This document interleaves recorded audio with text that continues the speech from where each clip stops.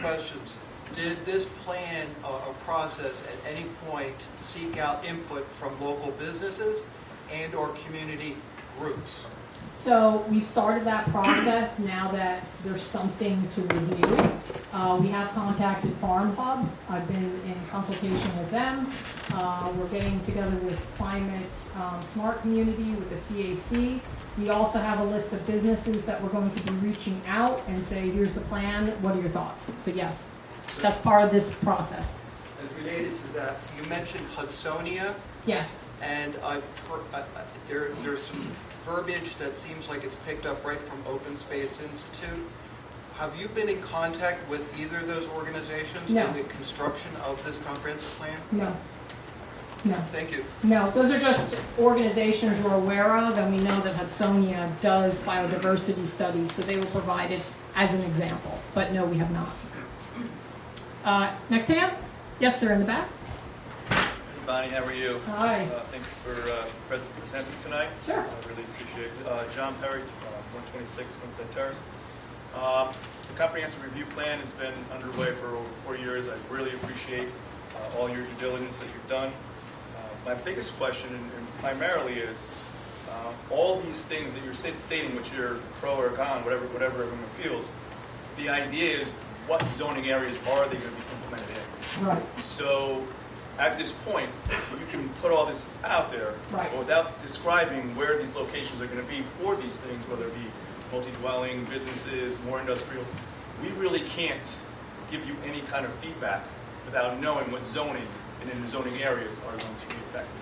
Right. So when a comprehensive plan, because we started that first. So we start that first. We do it, and I call them blob maps. There is going to be a map which shows the zoning districts and the zoning areas, land use areas, in sort of a blobby format. Because the reality is, when we actually get to the zoning, we want the flexibility to be able to adjust properties. There may be some properties that are added, let's say, to a business district. There may be a residential area that are between like the A4 and the A25. We may want to change parcels. So we create this kind of land use area map, which after this discussion and input, we will add to the comp plan so that you do have an idea where these areas will be. But as I said, we're not talking about majorly reducing or getting rid of areas that support business or multifamily.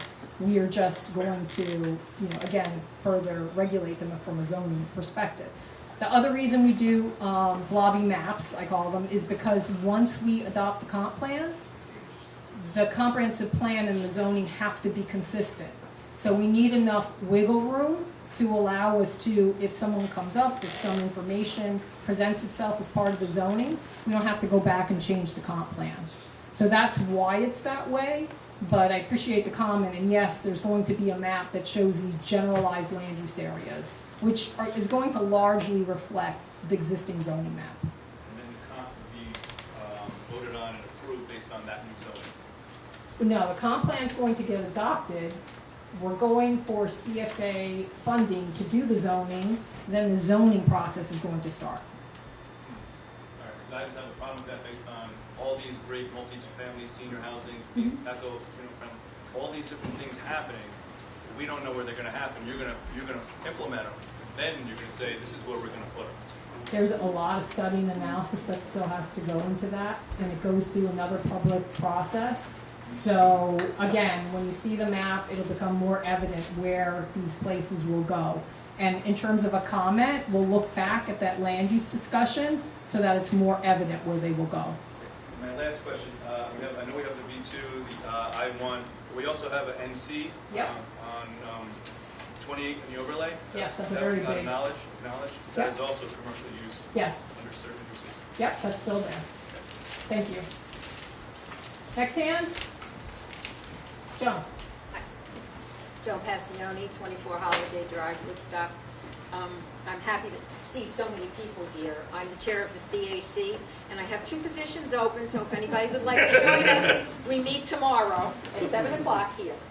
Okay, I'm going to preface this commentary that I had written up, that it's my opinion, not part of the CAC, because tomorrow evening we're going to review sorry, what's the CAC?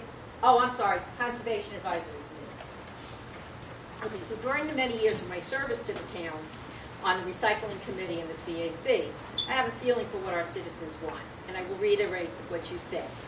Our past surveys to the community and the stakeholders for their input showed us that they want Hurley to develop and how they envision the future of our town.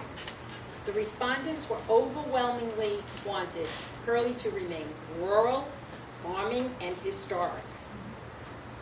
They raised concerns over overcrowding and overbuilding that would foster urbanization.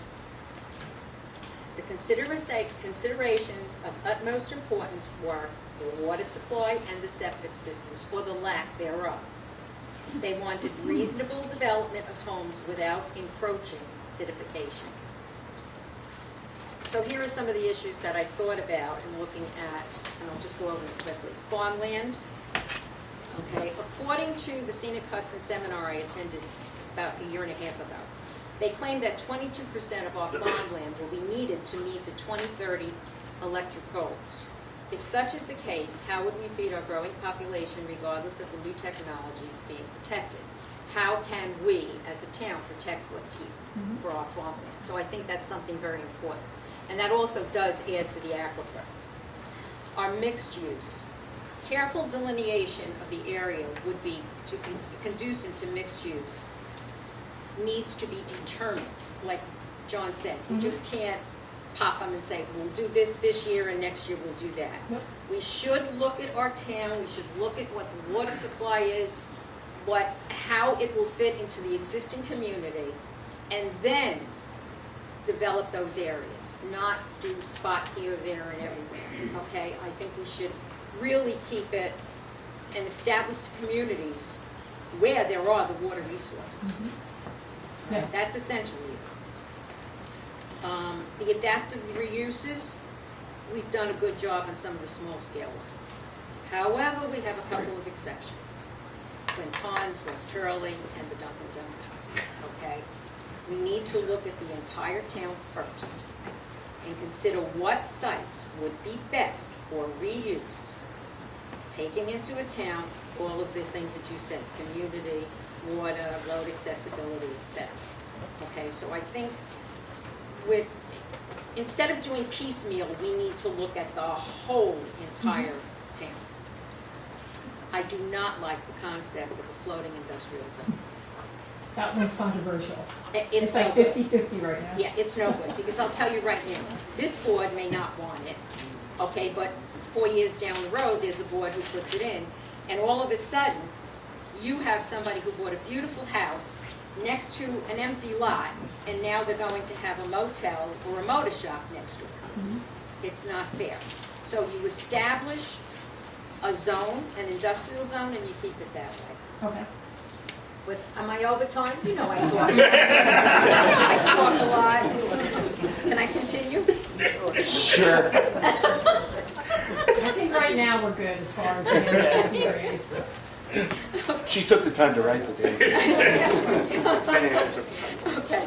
I look at the sections LP2-2 through LP2-9, and I think that really has to be looked at by all of us here, okay, because there's a lot of controversial things there.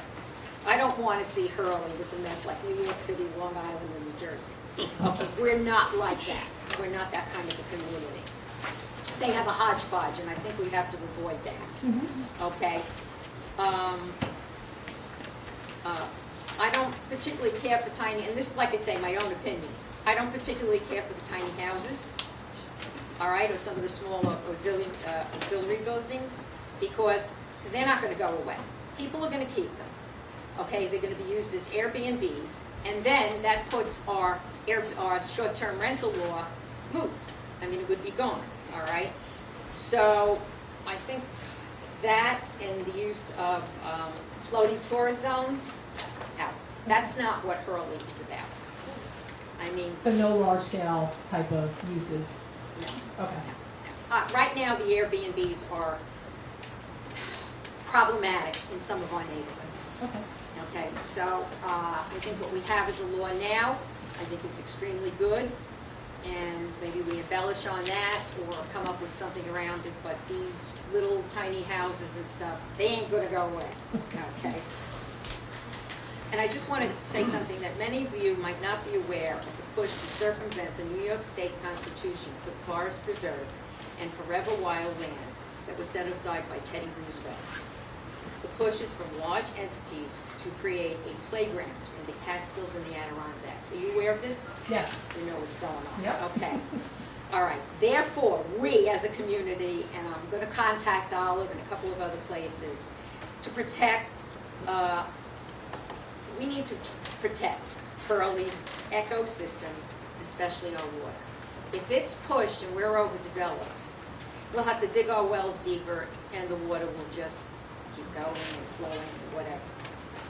Okay. The Catskill Advisory Commission is dealing with this imposition, but no one knows what really is going on. So it's kind of like that. Okay. So I hope that, you know, between my CAC reviewing, the other boards reviewing, and citizen input, that we really, really get a good community plan that's essential for the viability of our town. And we can develop all of our Hurley properties. We can grow, but we can keep Hurley Hurley. Thank you. You're welcome. Thank you for that.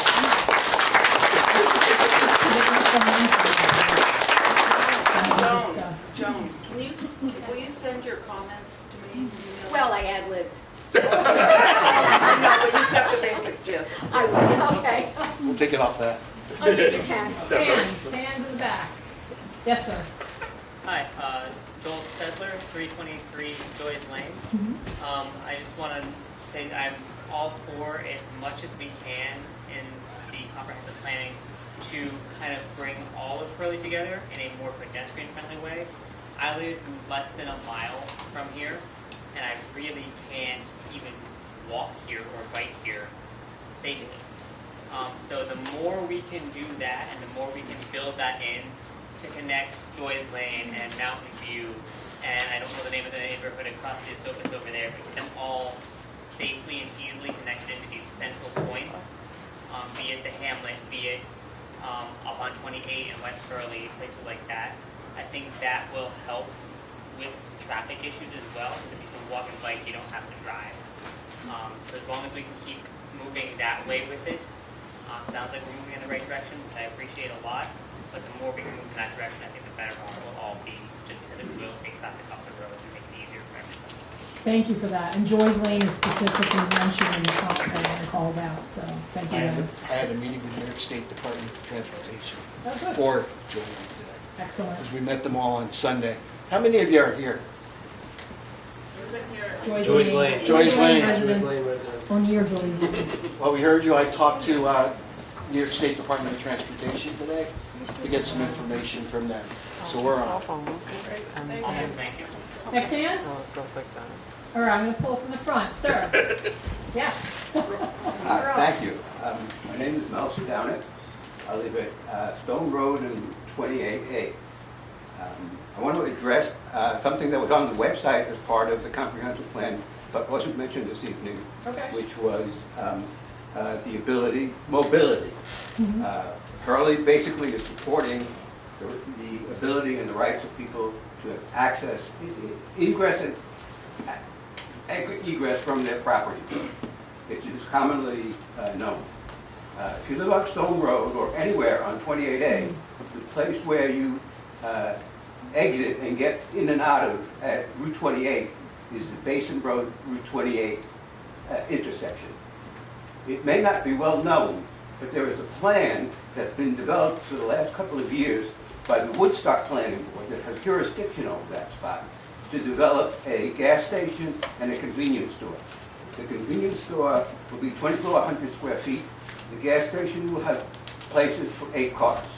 Part of it, they will tear down the existing building that's there, and they will excavate, build new routes, build new side roads, and there will be multiple large construction vehicles, delivery vehicles of material, and if you know that spot, if you know that intersection, there's no room for any of that. If one car is double parked, it sets the road back 20 minutes, people line up. So to have all of that going on, for a few years will definitely negatively impact everybody who lives on 28A, which is many, many families. So I have a proposal that the town of Hurley make it its business to support doing whatever it can to keep that intersection open. If it needs to communicate with the town of Woodstock Planning Board, the New York State DOT, the Woodstock is particularly interested in traffic and the dangers it makes to traffic, which is appropriate. But the town of Woodstock does not have people on this side of 28. So no Woodstock residents are impacted in the same way with the ability to get in or out, whereas Hurley is very impacted. So I am suggesting that we include this in the plan, that we will advocate for free access in this particular case and other cases. What intersection is this? Basin Road and 28. Where's West Stewart's? Hurley, Xena Road. if you know 28A, Promenade. They want to build another Stewart's. They want to build a gas station next to Stewart's? On our side. Across 28. Where they already, where there is that one that's defunct? One person, please. Where there is that one that's defunct right now? Yes. So They you can just tear, wanna they can make- tear that one down Yeah. and build a brand new one. With 8 stations for people to get gas, 2,400 square feet. Do a lot with the roads because it's raised up, so we do a lot of road So grading. are you saying that we wouldn't be able to get to 28? I'm saying it will become, if you think about all of that building material and trucks and deliveries, it's already difficult. It will become extremely difficult and sometimes impossible. I have twice tried to get out of the road at intersection at Basin and 28 and been turned around by the police because there was an accident there. And there was no other way for me to get out to go west. 2 days later, I said, okay, now I'm going to walk on the rail trail today. And I went out, and the same thing, there was a traffic accident at that dangerous intersection, and all the traffic was turned around, including me. So thank you for that. I mean, we can't plan for the town of Woodstock, but we can get the plans themselves and have the town boards look at it and maybe We can they plan might to want to add- we plan to have a advocate. comment. My name is Jeff Collins. I live in the town of Woodstock. I'm running for county legislator for the town of Woodstock and part of Hurley. The town of Woodstock Planning Board does not want that plan either. They do not want the gas station there. They're going through it. They have, they're doing what they're trying to do to resist that. They don't want it there either for exactly the reasons that you're talking about. I've spoken to people on the planning board, and I hear that it's about the traffic, and I do hear some slight thing. If we can mitigate the traffic, maybe we can I allow it. understand, but there's a lot of resistance. I know, and I appreciate that. So I the word is there. appreciate Woodstock and the Woodstock Planning Board, Yeah. and I know they're doing their due diligence. Yeah, But I think Hurley, since our citizens will be most seriously impacted, should also make it Hurley business. Absolutely. Absolutely. Thank you. Thank you, sir. Next, hand? Yes, ma'am. Should we stand up? Is it right? It's okay, you can stand where you like. I don't need a mic. Okay. So I wanted to thank you. I wanted to thank the board and you for the great process. Who are you? My name is Betsy Blair. I live at 659 Hurley Ave, 2/10 of a mile down. So I participated in the survey, and I just think it's an excellent process. It's one of the best processes I've seen in communities, so thank you. I thought the plan was really well written and really easily organized, well organized and easy to review. And I wanted to, focus on 4 points. One is, I was really happy to see the implement traffic calming measures in the county and town roads. Hurley Ave, they're drag racing in front of my house. It's very noisy. I don't feel comfortable walking to town board meetings. I do occasionally walk, but I feel like I'm taking my life in my hands. And I know it's complex. I've talked to previous supervisors about the issue, but we really need to do something. It's getting worse. The accessory dwelling units, I respectfully have a different view than you, Joan. I view it as a way to deal with what I characterize as a housing crisis here. My kids, I have 2 kids, one of whom wants to live in the area, is living in the area. He can't afford buying into this market. So as I age, I envision having an accessory dwelling on my property, near my garden, near my husband's wood shop, where I can stay in place and his family can grow. And so, for me, it's a matter of aesthetics, and we would want it to look really good and fit into our, we're bookmarked by historic homes, but we would want that opportunity to maintain our family in this community. The environmental protections piece I thought was really strong. I especially, I like the 100-year floodplain protection piece of it. I think it's really important. We just have to take a deep breath in tonight to realize that increasing drought is here. That's what's happening in Canada. That's what's causing the fires. It will be here. We need to be doing everything we can to protect our future water supply, especially in this community.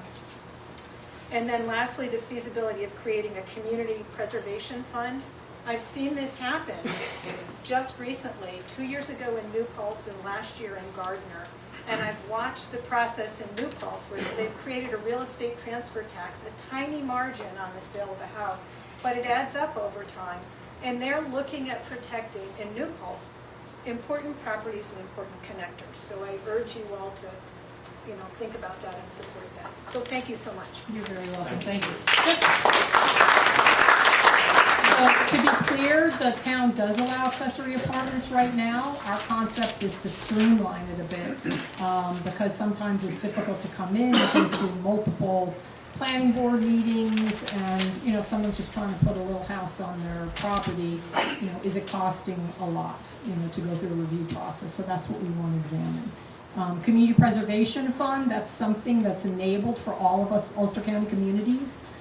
It was passed by New York State, and essentially, if the town were to pass a referendum, they could impose an additional amount of real estate tax on real estate transfers, so that it helps fund a community preservation fund that has to specifically go to acquire open space.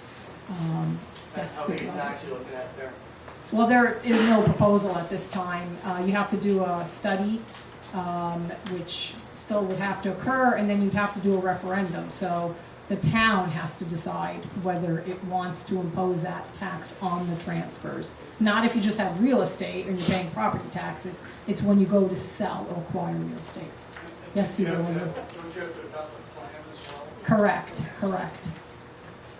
So, Capital fund for open space in Town Hurley. We don't tax anybody based on mortgages. Any overtures, either a year going to the open space based on tax providers. Could you stand up? Could you Sorry. repeat the question? There's already an open space plan, capital fund in the Town of Hurley. That money comes from the surplus at the end of the budget year. So the supervisor has the ability to put that into the capital fund. We don't have to tax people from selling their homes. It already exists.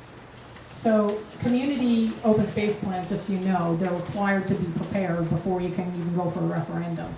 And you are supposed to prioritize the properties that you do want to acquire, because that in part helps establish the fund. That doesn't mean you can't grants or funding from other locations. Real estate's very expensive.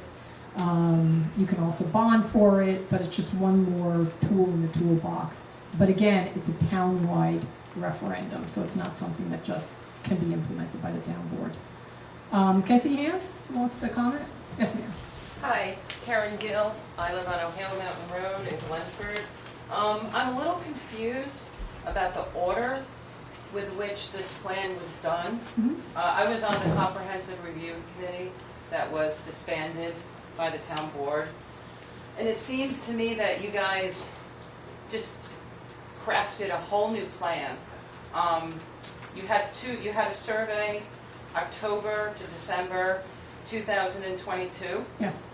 And then you had the day workshops. Yep. I'd like to know how many people participated in those two things. I believe I don't have those studies in front of me. They're on the website. I But think it was there's about 136. 100 plus Yes. for the survey, and then I think it was around 70 or so for the workshops. Okay, so we're talking about 200 people, basically, in a town. Those are the people 6,200. who participated. Yes. Right, so my question is, did you craft this plan based on the opinions of 200 people.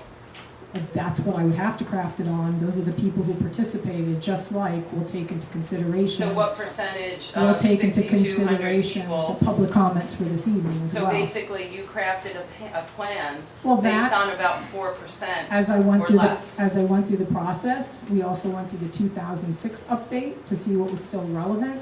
There was a comprehensive plan committee early on when we went through the multifamily dwellings that had input into a variety of See, matters, so we did also I would provide that have, input. I would have thought that it would have been a lot more common sense to say, this survey and these workshops were a failure. We cannot craft a plan on the opinion of 200 people. Let's do something So like this. I would never and then call craft a plan. participants who showed up that it's a failure. Not, I you know, don't think not a- that's respectful for them, but I do acknowledge that we need more input. That's why I'm thrilled that there's so many people here. We've asked people to respond to the survey. We've asked people to review the plan. There will be more public information input. Right now, people should have received a postcard because it was a postcard mailing, and it, you know, we created it, it was sent. I have right now on the survey, as of today, about 76 people that responded. So, I know, but you've already So we'll- crafted the plan. It's a draft. it's a draft. It's a It's a draft. draft, and it's not the I town also boards, think- it's not the publics, it's what we gathered to date, and now we're providing it to the public for I input. also think you guys should address the effect of taxes that this plan will have. That would be as part of the seeker process. Right, because you're talking about, you know, there's a lot of goals in the plan that are euphoric and great, but there's also a lot of land that could be bought by open space, which will be taken then off the tax rolls. And that will mean higher taxes for everybody. There's just general discussions about and acknowledging DEP purchases properties, DEC purchases properties in the town.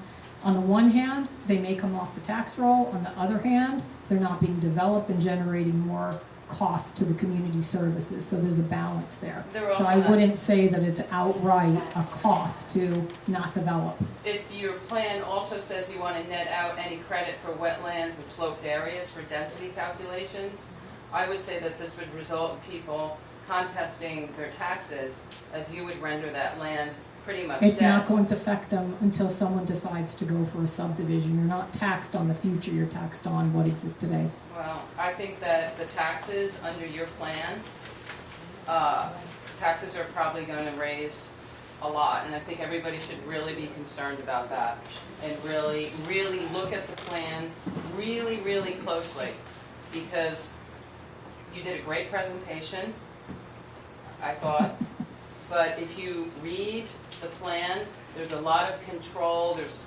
maintenance, septic maintenance person, that will be a lot more people being hired in the town to control a lot of these things, and I'm very worried about the tax implications of this plan. I appreciate the comment. I respectfully disagree that would happen. And I do encourage everybody to read the plan and see what your thoughts are.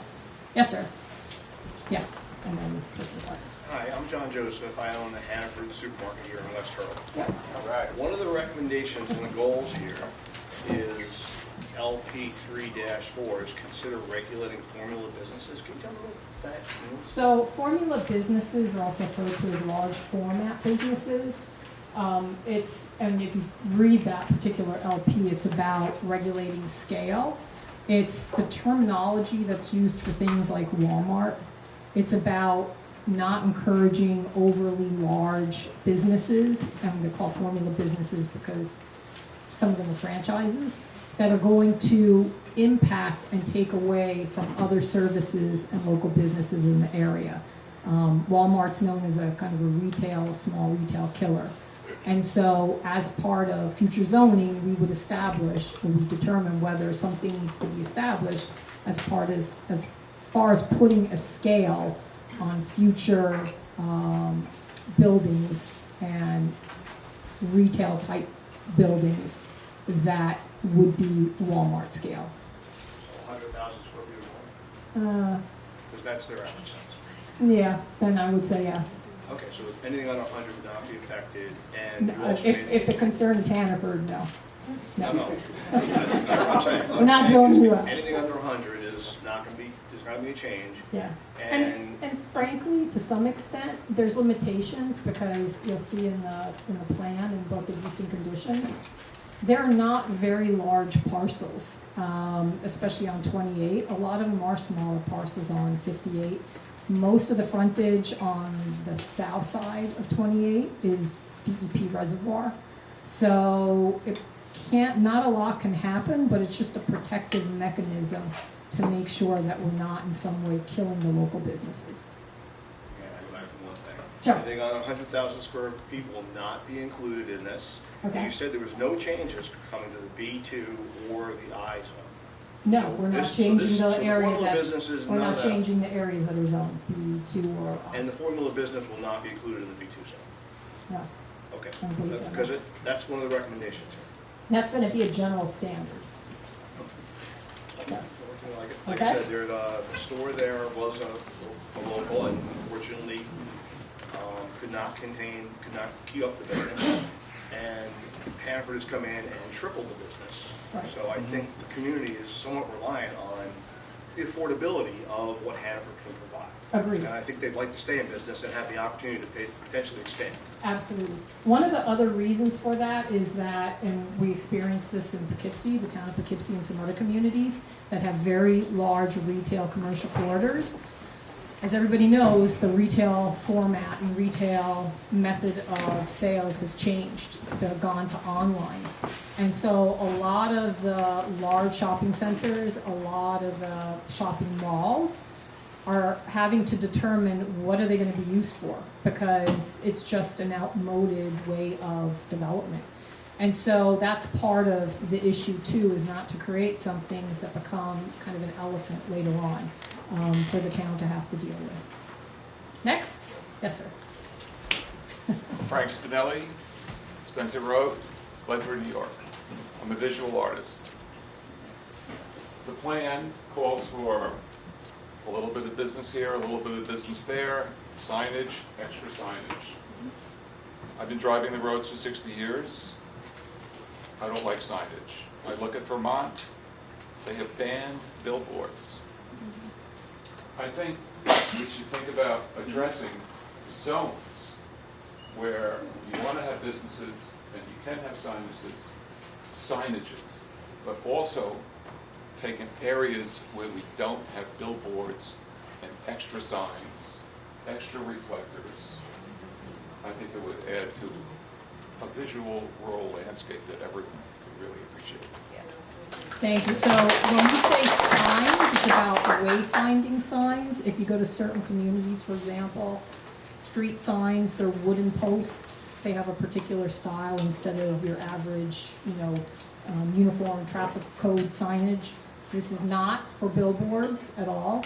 Another example, I know Maggie's here perhaps, down in Marbletown, they have a really attractive directory sign that is at a key intersection where all the slats are the same, it's colonial looking, and then it shows where there may be some businesses, but it's not billboards or anything of that nature. Signs are signs. They distract the eye, they take you away from the landscape.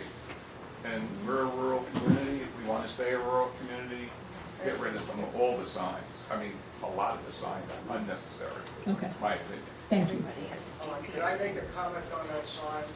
Catskill Advisory Committee is going to explode the use of signs. They want people to go to these different areas within the Catskills, whether it's the Blue Hole or et cetera. And in their plan, they're going to have signs all over the place. So if anybody's really concerned about this community and our rural aspect, you have to you got to get on track with what this advisory committee wants to do. It's going to become Central Park. What's your name, sir? Just for the record. Catskill Advisory. And your name? Oh, I ain't Michael Pasco, I'm related to John. He's my better half. Thank No, you. in all seriousness, you really should get involved with Okay, that program. thank you.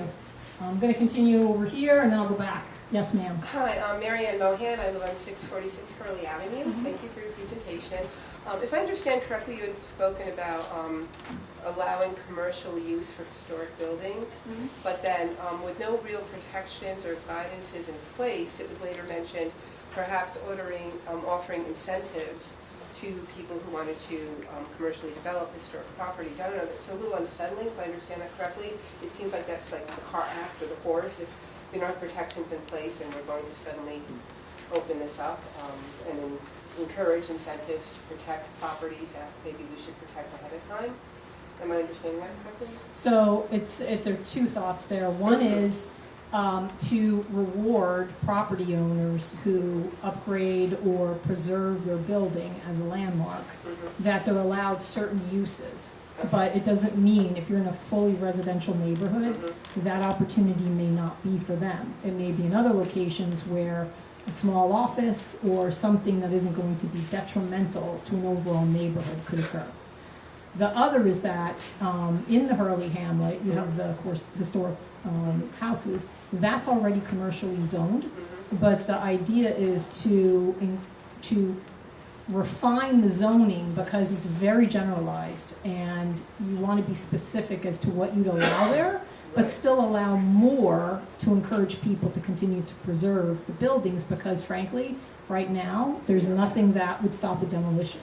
Right. So, you know, we have to have additional protections in place. We have to landmark these buildings, but then also give them some flexibility to use their property in a way that's still consistent with the overall neighborhood. Right, I was just And that wondering comes through the direction. zoning. Okay. Yes. All right, thank you. You're welcome. Yes, ma'am. Hi, my name is Pam Chacho, and I live on 375, 223 Route 375 in West. Okay. And, sorry, I'm so upset about the idea of putting sidewalks along 375. I'm gonna... Sure, sorry, I'm upset. She said she's upset about putting sidewalks Yeah. on 375. We've lived on 375 for 33 years. Our house is nearly 100 years old. In the draft, it says that, talking about other parts of West Hurley, that installation of sidewalks may result in significant taking of what persons perceive as their front yards and remove older trees. Yep. Then you go on to say on 375, sidewalks should be installed. So no consideration for our front yards and our older trees. On section M15, it says along with the establishment of pedestrian walkways, bikeways can also be installed. So now you want to take even more to put bikeways. Yeah, and so to be clear, just because you're putting a sidewalk in or a bikeway, it's not necessarily having to go into the front yard. That's why we said with West Hurley, we have to be far more, Not in 375. Not on 375. 375, there isn't even enough. No, I understand, for but car. there are ways to sign, there are ways to be able to stripe, but it'd have to be evaluated. But there has been a request to consider how you could more safely accommodate people who might want to cycle or people who might want to walk to get somewhere along 375. Putting aside, I spoke with the DOT today, I spoke with the engineer, and he said that, because you mentioned the right-of-way, that along 375 it fluctuates from 4 to 6 feet from the edge of the road into people's yards. That's barely enough to put a You're sidewalk. talking for the travel way. I'm talking about the, so Yeah. where the right-of-way exists along 28 and 375, sidewalks should be installed. DOT said that's 4 to 6 feet into people's yards. Any pathway would have to be within the DOT right of way. It couldn't be on private property. Well, then you're looking at eminent domain at that point, if you're going to... Yeah, no, this is not about eminent domain. It would have to be within DOT right of way, and they would have to study whether or not, what's the level of design that could be accommodated. I just think we really need to, I'm not sure how familiar you are with 375, I am. but it is well, not as familiar as I am. I'm sure you're more familiar. It is an exceptionally dangerous road, exceptionally dangerous. We have accidents in front of our house several times a year. Okay. So putting people and more bicyclists on that road, I think you're putting people at risk. So besides me losing my trees and my front yard, you're putting people's lives at risk by encouraging them to walk and bicycle more on that road. Okay. Thank you. Thank you. Yes, ma'am. Virginia Barthel, Rockledge Lane in West Hurley. I'd just like to piggyback on Pam. The definition of rural is characteristic of the countryside rather than the town. I've lived in West Hurley all of my life, and we know where we can walk and we can't walk. And the fact that we now have rail trails to walk on and to bike on, we don't need sidewalks. We're all used to getting in our car, to go down the road, to grab the quart of milk. I think we're trying to make it more like a city and less like our country. So I agree. I don't think we need bike lanes. I don't think we need sidewalks. Sorry. Thank you.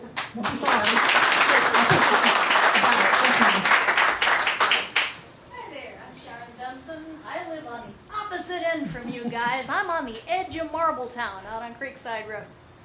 I have three completely diverse and different comments. Number one, there's an emphasis on trying to encourage solar. Yet I've attended several town board meetings, and apparently the regulations have to do with the amount of kilowatts if you put an array. As they are changing the ability of solar panels to work, maybe the regulation should be by size of the thing, not by the amount it puts out, because some poor man had a horrible fight, which I think would be avoidable if it were simply a measurement of how big the thing is instead of how much power it puts out. Yes. Second point, going in a completely different direction. About 12 years ago, a sinkhole developed on Creekside Road. And I looked up sinkholes, and I attended a fabulous presentation put on by the town of Rosendale, which was a three-parter. One of it was the biodiversity of Rosendale. I will never forget the fact that they've managed to spend 45 minutes discovering highland, lowland, upland, seeps, and fiddlehead ferns. And a second had to do with the Rosendale mines, which was fascinating. And the third thing was a terrifying presentation about karst. Oh, yes. That end of Hurley, the end basically from here to Marbletown, is all sitting on a gigantic karst formation, which is why there's a sinkhole on my road and why all of our wells are interconnected with each other. I read through the entire comprehensive plan, and there was kind of a brief passing reference to teaching people about it. If you live on that end of town, you really ought to learn about the fact that every last one of us, our wells are connected to our septic systems, and it's all interrelated due to the geography under that end of town. There should be some sort of presentations. Okay. I can make an address to that, because I represent the town for the aqueduct closing, and that actually came up at our meeting last week. Karst is terrifying. And I would suggest you talk to New York State DEP and start working with them, because they know it's a problem. And some of that problem is the aqueducts that slide through there. And they know it. And they're literally talking of shutting off part of the aqueduct going to the city in the fall. But unfortunately, that's another area lower down than us. But we are on the list for that. They realize it's a big problem, one of the bigger problems. Okay. But we're talking about an infrastructure, again, that's never been addressed in over 100 years.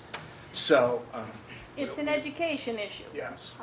I mean, Yeah. the fiddlehead ferns were lovely, but that wasn't what grabbed me. Okay. If you want to call me at any time, Thank and you, sir. I could come and talk to you. Okay, now to the actual meat of it. I've lived here in Hurley since I was a small child, just about 50 years down on Creekside. I have lived with my parents. I have buried both of my parents. I am alone. I have no kids. I'm going to want to I'm going to want to rebuild my garage because everything's cracked because I'm on karst. And when I rebuild my garage, I want to have the ability to make an empty space into an accessory apartment. I love the fact that you're considering these accessory apartments, but I want to be able to build this thing and still live on my land. Is there going to be some sort of a restraint on taxing us to death? The reason I ask is, when we moved here, we had 7+ acres. My father had the understanding that as he got older, he was going to sell off some land and reduce the taxes. So about 15 years ago, we sold off land. Our neighbors built a lovely house. They're wonderful neighbors. It's all good. Except that when we sold half of our land, Hurley decided to raise our taxes, and I don't understand. So I'm terrified if I rebuild the garage and put an accessory apartment, I won't be able to afford to live here. There needs to be some sort of restraint on that sort of thing, where if you put in one, it doesn't double your taxes for you to stay in your own land till you die. Thank you. Yes, sir. Yeah, my name is Ed Moran. I live on Route 28A. I grew up in Glenford. Now I still live here. I got the postcard in the mail, so I tried to look at the website and see, look over the comprehensive plan.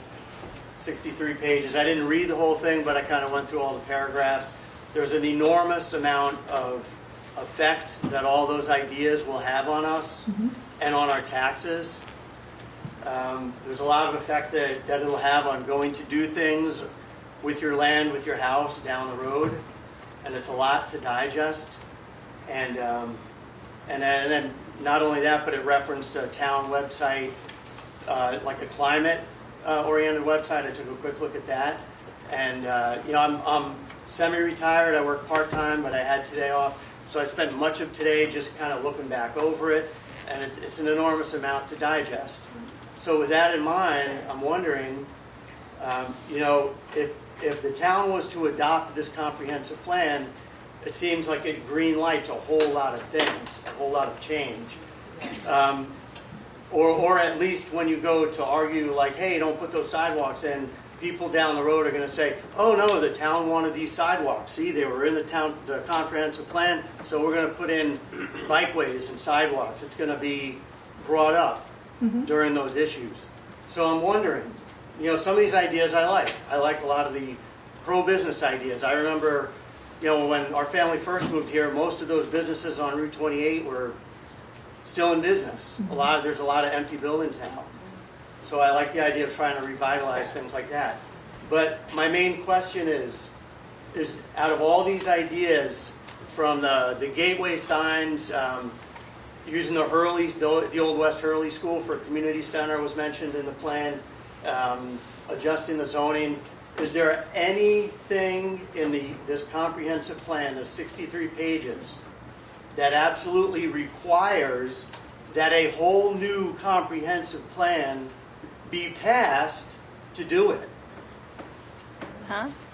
Is anything in that plan, does it require that whole plan has to be passed? No. So adjusting the zoning, can you adjust the zoning of certain areas? So, go ahead. Do you want me to? Yeah, sure. I'll use the microphone. The attorney's going to respond to you. Because basically, it seems to me like it would be better to take all these ideas, some of them seem great, some of them are controversial, one or a few at a time.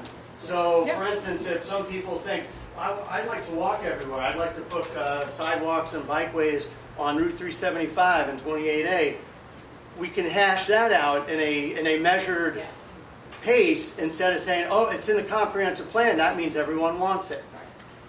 So what do you have to say? Yeah, so what you're saying, I understand. To sort of explain the answer to your question and just sort of address some of the concerns that I've heard throughout here, going all the way back to initially what Mr. Perry brought up. So what we're doing right now, obviously, this is a draft based on the 200 or so people who responded to the survey and the town halls. Obviously, everything that's being heard tonight go into a redraft. Legally, the town is required to have multiple public hearings on a future draft, multiple public hearings by multiple boards too. It won't just be the town board. I think the planning board has to chime in on this and have a public hearing as well. So this is not being adopted. This is a first step. I think we all understand this is a draft. Yeah, but here's the thing. This has to be done because this is the system the folks in Albany have imposed on towns. Towns don't have to necessarily have zoning, period. Towns and villages, cities, they're not required to have zoning at all. Obviously, most towns do. Most towns want them. You don't want to have... You just said this is something that's imposed on us from Albany? Yeah. to replace our old one? We have Correct. to replace the one we already have? Correct. Because we already have one. If you want to make, this is where I'm going. If you want to make changes to the zoning, like what you're talking about, you've got to start with the comprehensive plan.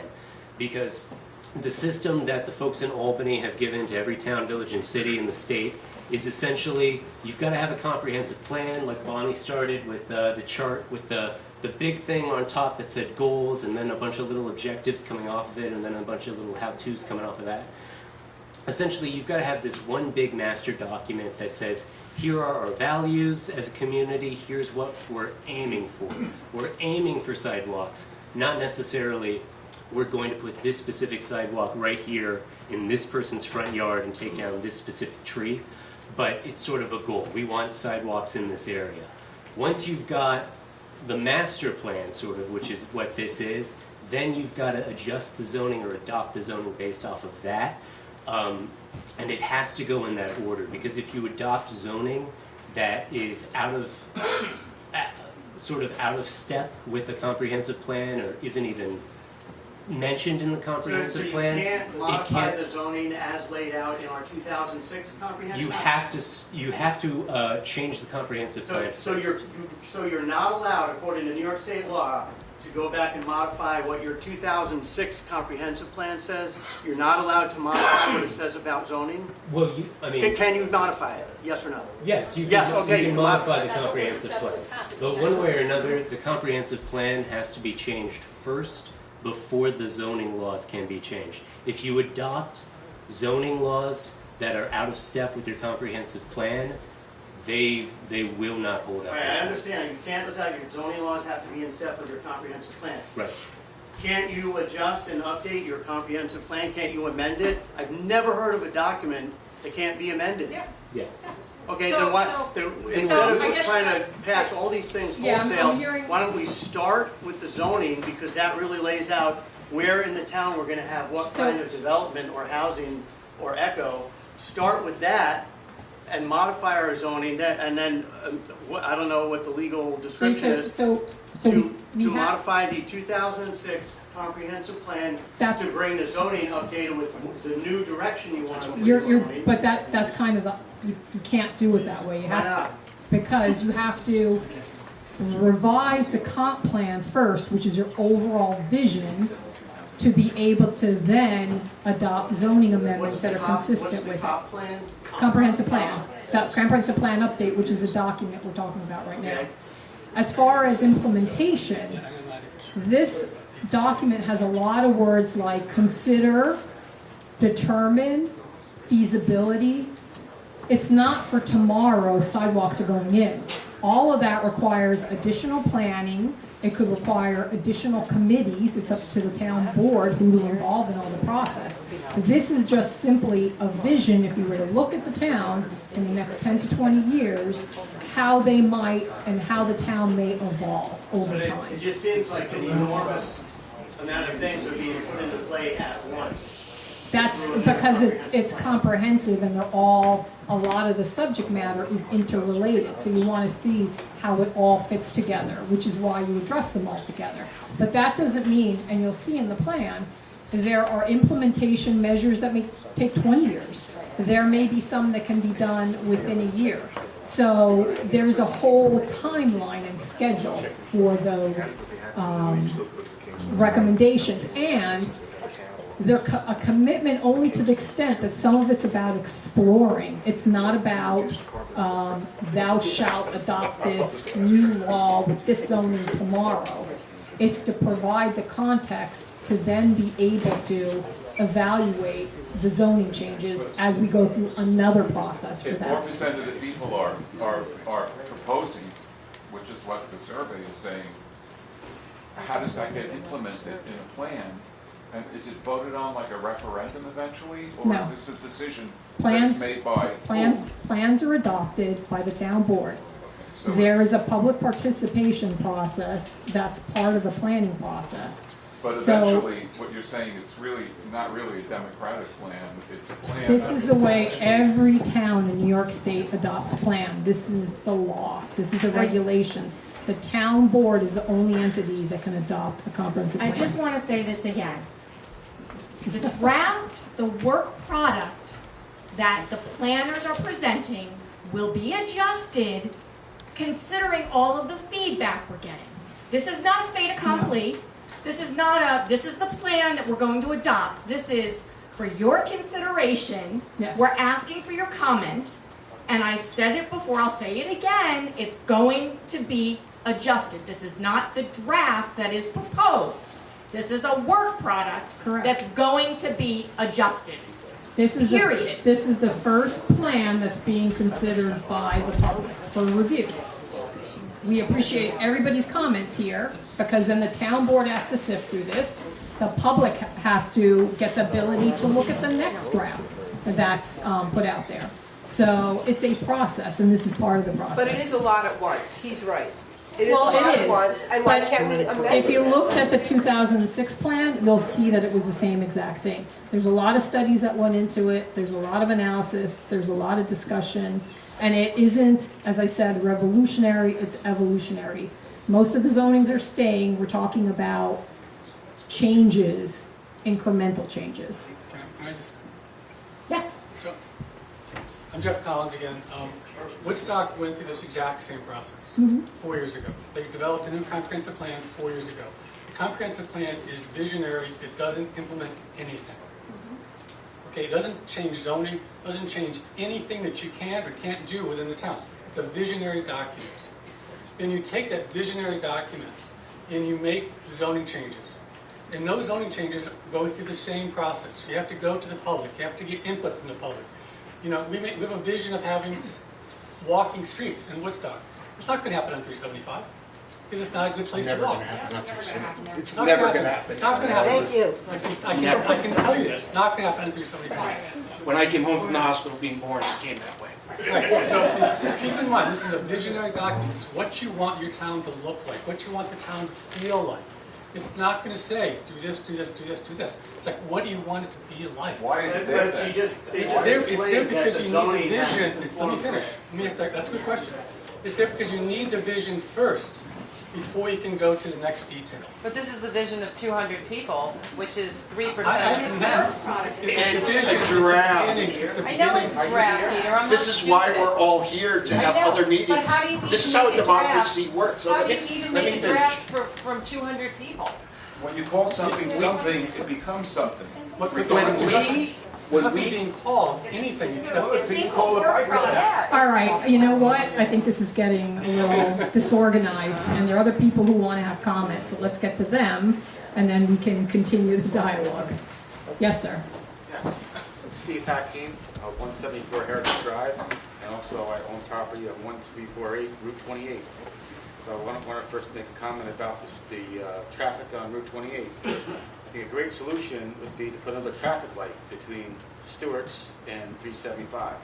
It would slow down the traffic immensely. There used to be one. There is one there. But there's one at Stewart's, and there's one on 375. But one between the two, another light would slow down the traffic dramatically. So I lived on that in the brick house up on Route 28 for 15 years. I'm very familiar with traffic, and the traffic there is horrendous, and it's very hard to pull in and out of the road.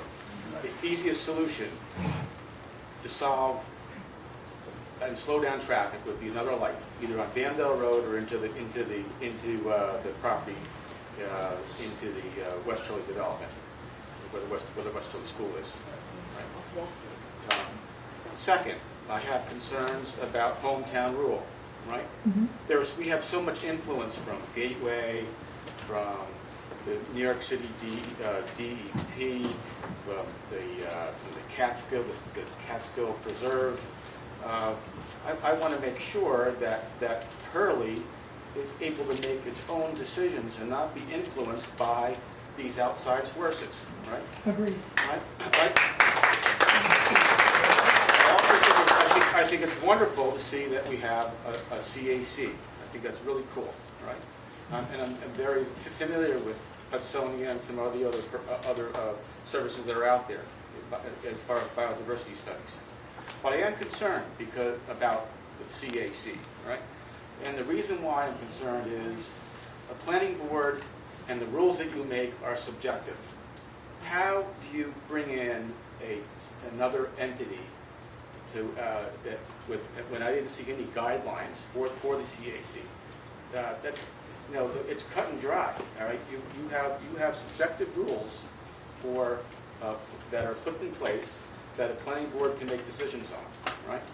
Now, I don't know what the role of the CAC is, but, and I'd like to learn more about it, but I'd like to see some kind of guideline. If the CAC is going to be involved, I'd like to see guidelines put in place of what their role actually is in the decision process. It's advisory, it's not decision making. Well, Can I answer? Sure. It doesn't say that in there. So that's what they are. What I'm afraid of is that as much as I am all for environment, all right, is what I want to avoid is that if there's an outside group with certain personalities or certain feelings on a subject being influential in making a decision that's important to the town or to somebody who's developing land or doing something in the town. And that's a concern of mine. I'm all for protecting the environment. I'm all for biodiversity.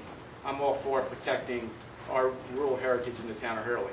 But that should be addressed, and I think that it should be looked at carefully of what the role is with the planning board. Thank you. Joan, do you want to? The CAC is actually an advisory committee. We have followed the original, as a matter of fact, I was one of the people who was on the original comprehensive plan, okay? And the CAC is the only committee that followed through on what that plan said. We did all our water studies, our soil studies, and many, many of the other studies that help planning board, zoning board, and everything within the committee. That's all we do, okay? And we make suggestions to the town for comprehensive things in the sense of the environment, okay? In the sense of quality of life, all right? And if anybody, I know 2 or 3 of my people are here also, okay? We are not going to step on your toes. That's not what we're here for Hurley. We want to keep Hurley. I love living here. I'm here 44 years. I don't want to see Hurley change. I don't want to see it become the city. I don't want to see, like I say, sidewalks on 375 where people can be killed. But nonetheless, we have pressure on us now. City is moving up. Okay? That Catskill Advisory Group is after all of the preserved land in the Catskills. Know the blue hole? Do you know the mess up there? That's what they're after. They're going to do it. So conservation advisory committees are going to keep your lifestyle the way you like it. So if you're interested in that, I have an opening.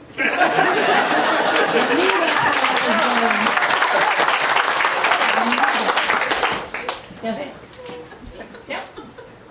Diana Klein, I'm 25th Avenue, a mile from here, grew up here all my life. I'm a little concerned too that this whole thing has only had 200 people that had influence on this. So I wonder if you can give us some kind of a timeline. You've already mentioned that we're already, out of 10 phases, we're already in phase 8. So, and what kind of a timeline for people that are giving back input on the surveys that just went out in the mail? What kind of a timeline are you going to collect all that? And are you going to let the public know that there's a cutoff so that they would be able to know they'd have to put something in? And just 2 comments. I would not be for any kind of a roundabout. And I'm not been on the planning board for 20 years. I don't think that the town board should ever have a say before the planning board on something. I think that's because it's very political. I just don't think that's a very good idea. Thank you. But if you could give us a timeline on what this entails, since we're already Sure. in phase 8 of 10. Right. So phase 8 is the public participation phase, and it will go as long as the town board feels that it needs additional input to be able to get. COVID too, so. Right. We're probably in a couple. Well, and that's true. I mean, this process has actually been going on since 2019, but unfortunately because of COVID, it was extended and delayed. So to the extent the town board will decide how long it wants to accept public comment, it will also decide what additional venues and what additional inputs, will be provided. As I said, I mean, one of the big things was mailing these postcards, and out of all the postcards mailed, I'm not sure exactly how many there were. About 3,000. 3,000, I've got 76 responses. To those who say 200 is not enough, well, at least those 200 responded. And I would encourage everybody here to tell all your neighbors, all your friends, everybody you know, that there is a survey, that there is a plan, and they can email the town board, they can respond in the survey, they can come to town board meetings, we can have another venue, again, that's up to the town board.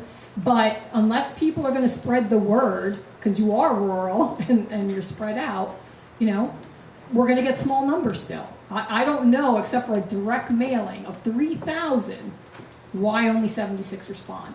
And so, We just got the postcard. well, and so that's why it will And like be, you said, it takes a long time. Didn't give us some people did get it, you know, a lot sooner, but regardless, It wasn't first class postcard, it was all. so regardless, it's being left open because we do want to make sure that people have enough time to be able to comment. The last survey was kept open for 2 months, so there should be plenty of time to get additional So comment. let me just tell the town board, it is summer, and a lot of people go away, and Yeah. probably not a great time to be having a lot of meetings where that's again, so I would hope that you're gonna continue this into the fall, so that you can really get people to get their comments, because it is very important. Yep. Michael, do you want to say something? Mike Bombs, 3 Norbert Road. You know, in 2019, when the past administration tasked us to do a CRC, what we did basically, what you suggested, we took the 2006 comprehensive plan and we updated. We sat here going, yes to this, yes to this, yes, no to this, change this and change this. That's what we did the whole time. And one of the things that we implemented greatly was the multifamily housing.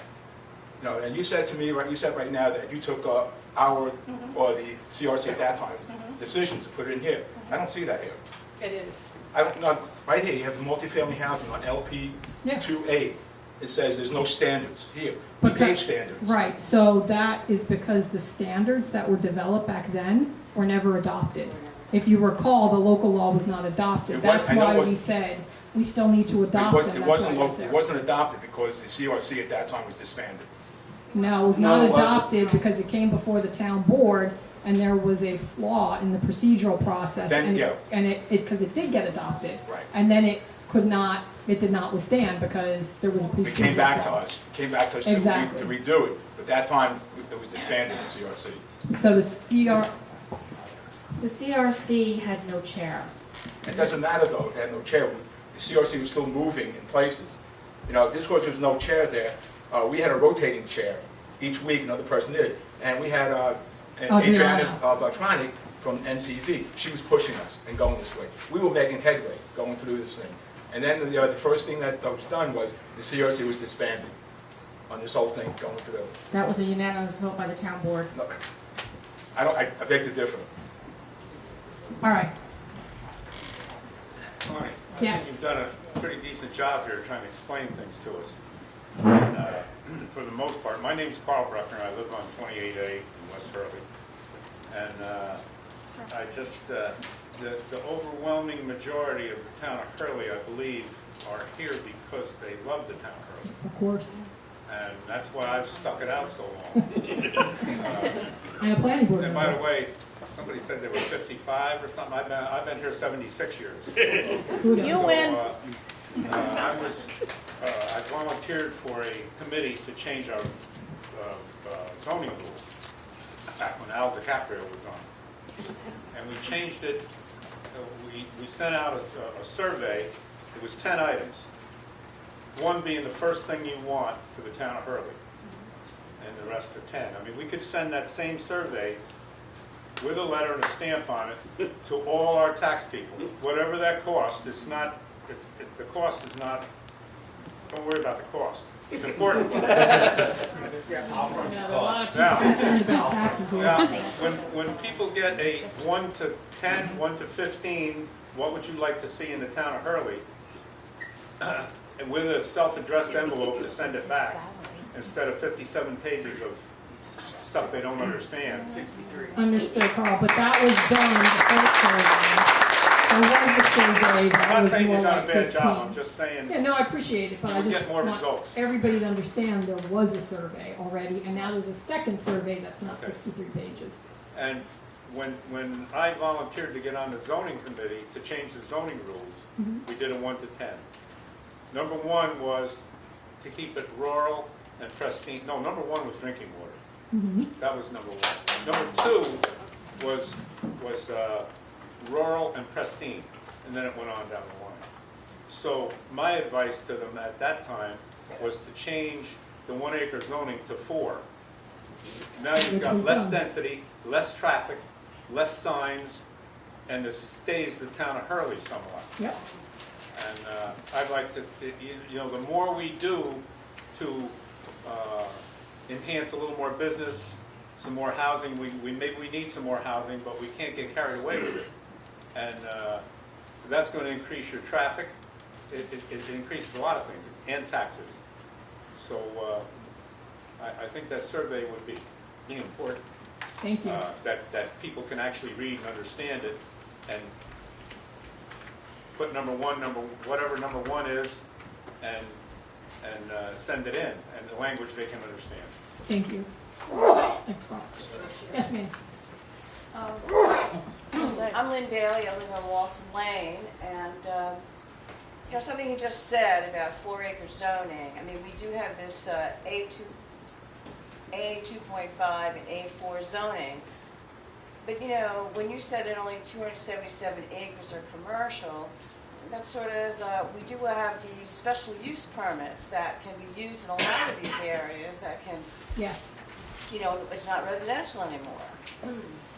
And I think that, you know, I said at the beginning that people like to see some more food businesses and things like that, but they don't want to see a lot of tourism accommodations, yeah. Accommodations, right. So, and I'm very much, I think, against these floating zones for some of the reasons that Joan mentioned. Yep. I mean, I don't think there's anybody in this room that wants you know, a lot of a special use permitted place opening up next door. We've seen these things go on in some of the planning board hearings. You know, they bring up a lot of contentions. And, you know, only R1 is strictly residential. Why aren't more of these A24 and A4 areas strictly residential? Why are they all open to special use plans, special uses? Okay. I'm going to stick my nose in here. I'm really fascinated that you've been able to keep your arm up that long. All good. Yeah. Hi, my love. I'm Michelle. I live on 646 Hurley Avenue. My question is so easy and straightforward. I'm just curious because you said this whole process is going through the sort of public hearing process, and there's going to be like a revision and a next step. When is the next kind of like, is this going to happen again, like after the next revision? Like when would that be? There has to be a public hearing Okay. formally after the next revision if it's the final that the town board wants to advance. But it's up to the town board in terms of after this process, determining what other activities, you know, we can There'll put be- another survey. It's up to the town board. There'll be another draft. Yeah. You know, this draft is not final in Right. any shape or How form. many more drafts will there be? Based on as many as it takes to make, you know, To get some consensus. consensus. I feel that there's a fear of the town board ruling what you guys are saying. And the thing is, it isn't. We listen to you. We just had a moratorium that we put up, that we listened to the people here. And we pulled it. A big moratorium. Now, some people were very happy about that, and some people weren't. That's how democracy works. That's how the House passed the ceiling. There's a saying that goes, when the two sides come out of a meeting and neither one are happy, that was a good decision. This is not, no one's going to be happy about all of this, but we listen, we do what we can, and we'll keep this open. We'll keep doing this. And again, it's a draft. Let you know, none of us wrote it. None of us wrote it. I think it's important to also remember that the people sitting around this table who make decisions live here too. We all want the same thing. We may disagree about how to get there, but we all want to keep the town essentially reflecting the same flavor that it always has. We all want to keep Hurley Hurley. we're your neighbors. We're not, this is not in a vacuum. We're contributing our time and doing the best that we can, and we're not making the decisions in a vacuum without input. And I think any suggestion to the contrary, you have to question the motives of people who are suggesting that this is a fait accompli and that we're somehow totalitarian or authoritative, and what's in the plan is going to become, you know, the rule. And I think the other thing to keep in mind is that a comprehensive plan is visionary.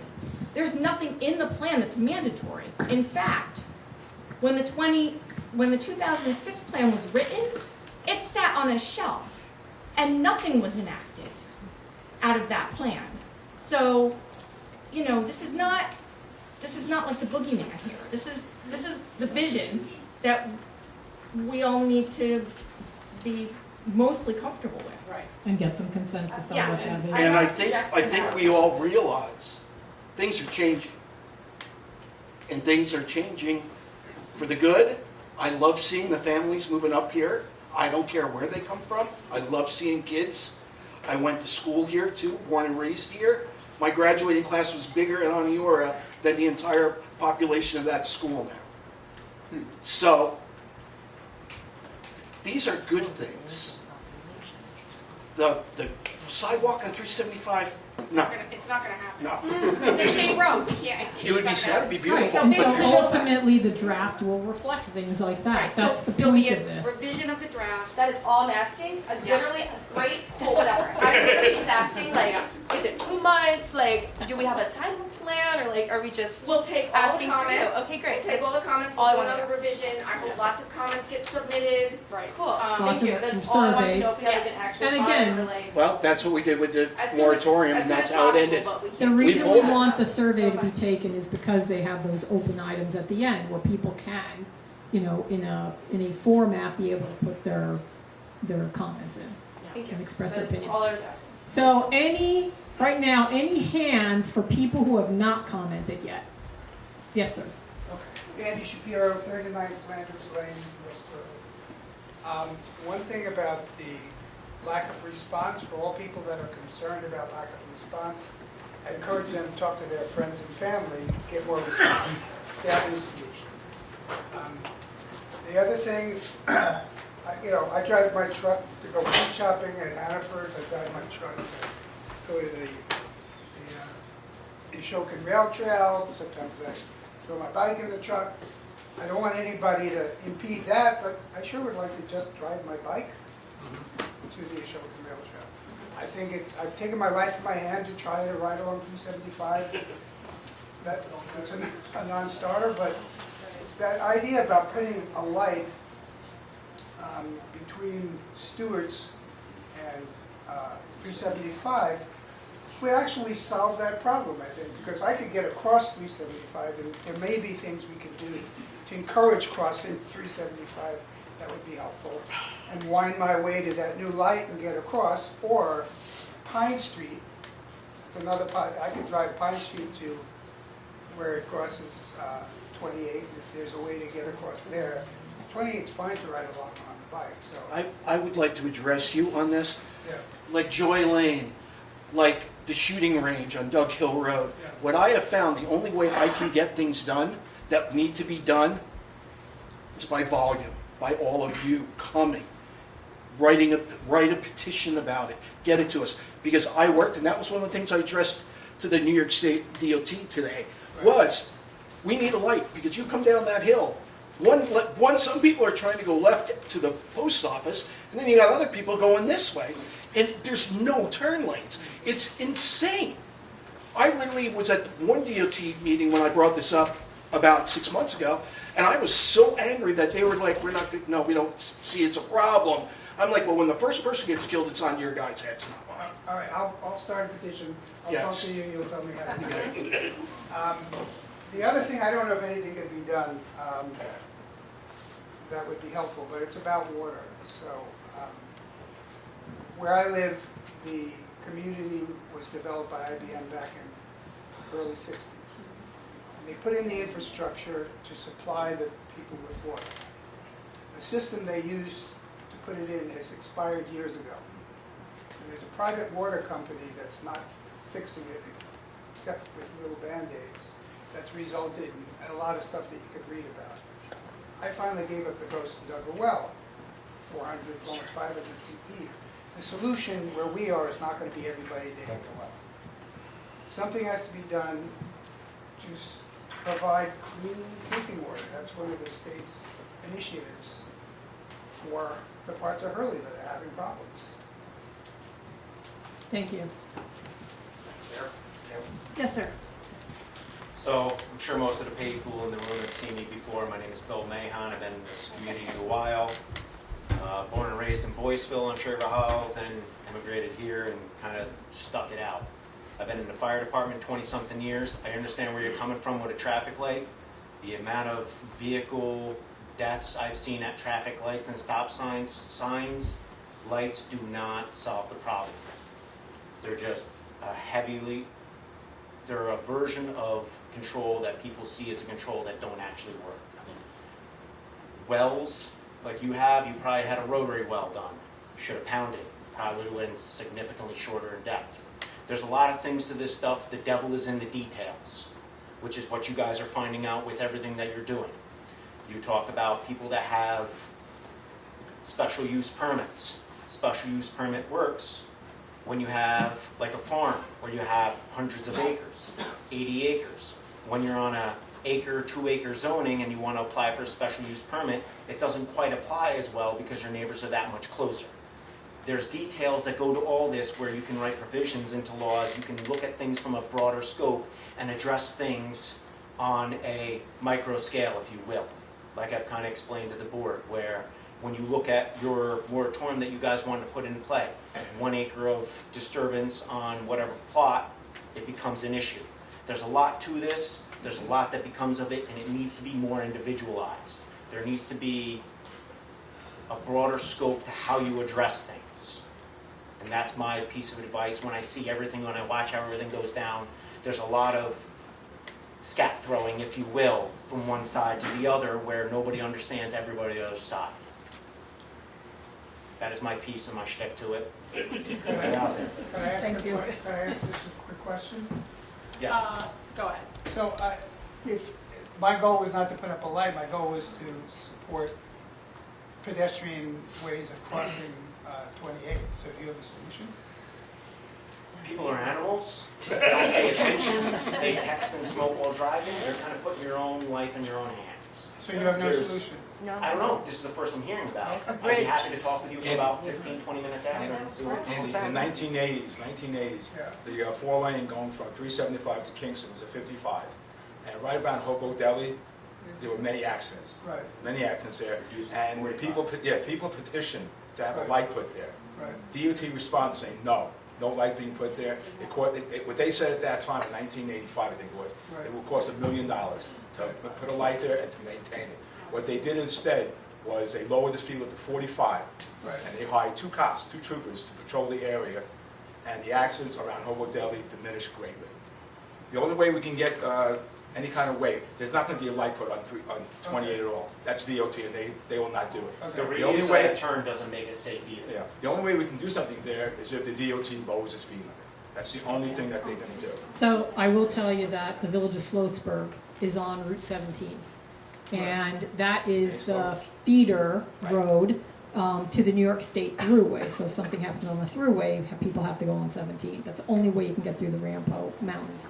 And they took 4 lanes of traffic. It's very directional. In other words, everybody's pretty much going south in the morning. Everybody's going north in the evening.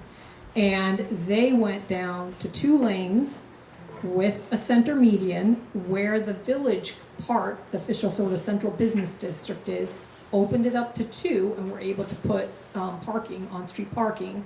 They also have an actuated signal. It's not a signal like a full, stop signal, but it's for the pedestrians to cross from the library over to the other side of the village. So there are mechanisms, there are designs that could help. We talked about the road diet for 28. But it requires a study, those are in the details, and DOT would have to be involved because ultimately it's their road. But are there solutions? We believe there are, because we've seen it happen in other communities with a lot of traffic, Right. such as in Salzburg. Yeah. So, And it seems like we deactivated lightly. yeah, so there are ways, but the point is, we have to have consensus on, do we want to make a change? Do we think there's a better solution? Do we want to continue to explore it? Because, again, it gets back to having a comprehensive plan that says we want a road diet, so that then, when DOT is looking to fund grants to do studies, you already have it in place saying, we need this analysis done here. So, ma'am, did you have your hand raised? Yeah. Okay. Gabrielle Uvino, 4 Norbert Road. This is my first meeting here, so I'm really impressed with how many people I do know and how important this is. One thought was, if we can figure it out in Hurley, there's hope for the world.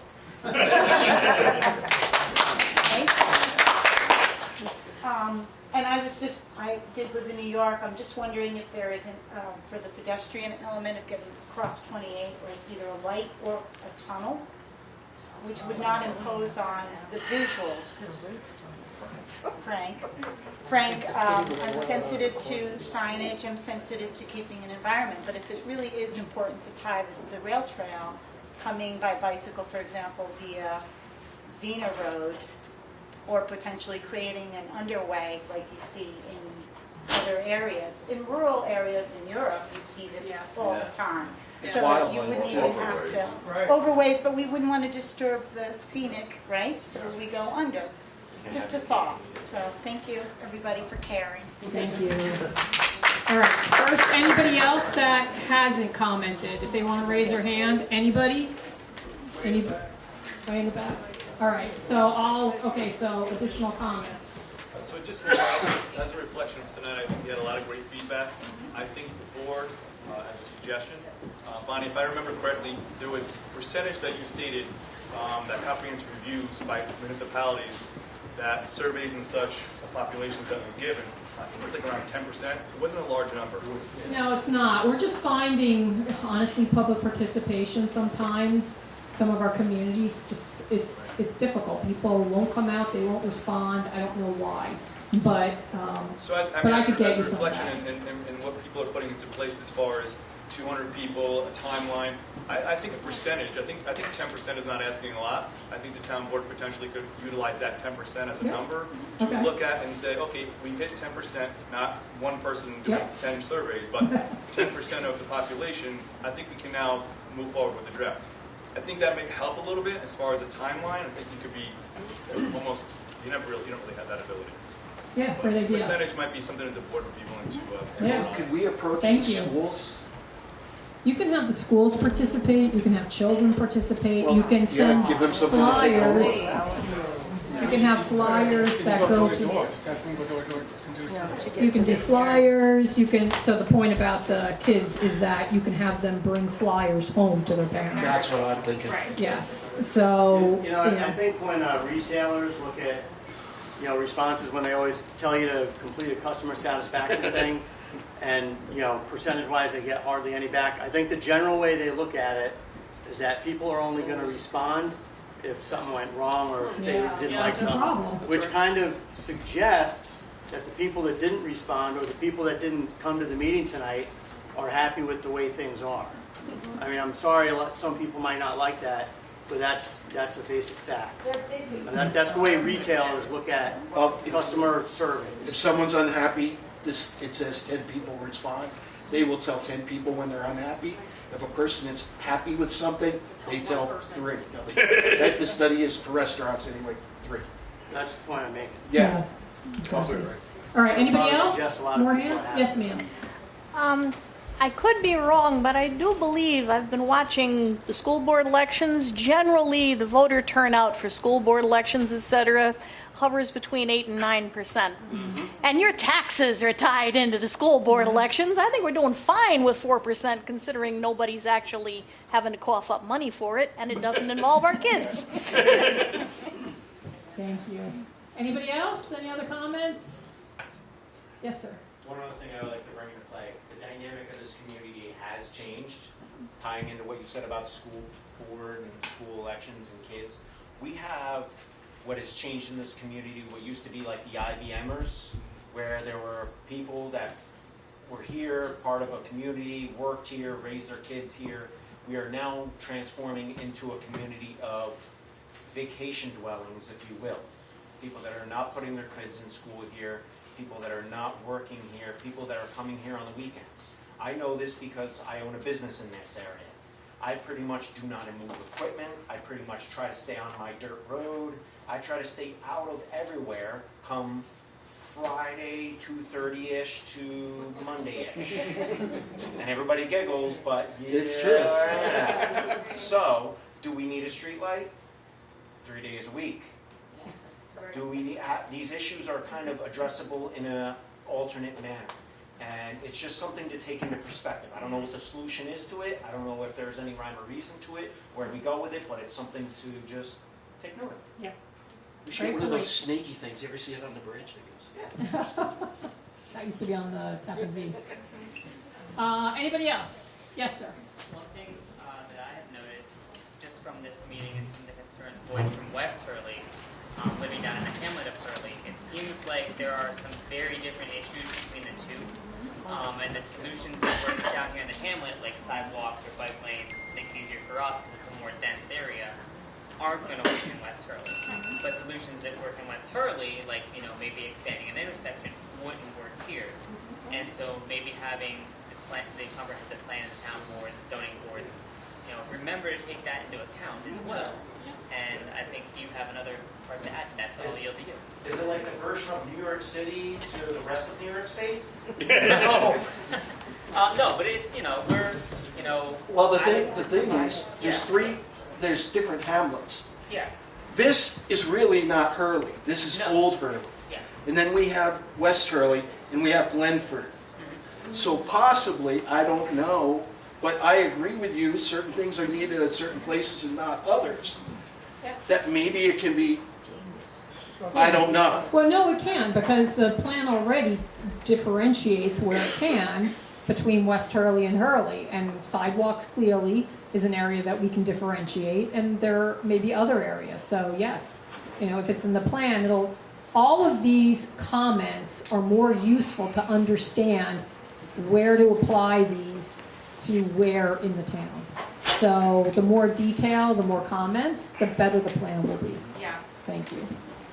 All right, it's 8:30. I think we're good for this evening. Yeah? Okay. Thank you all.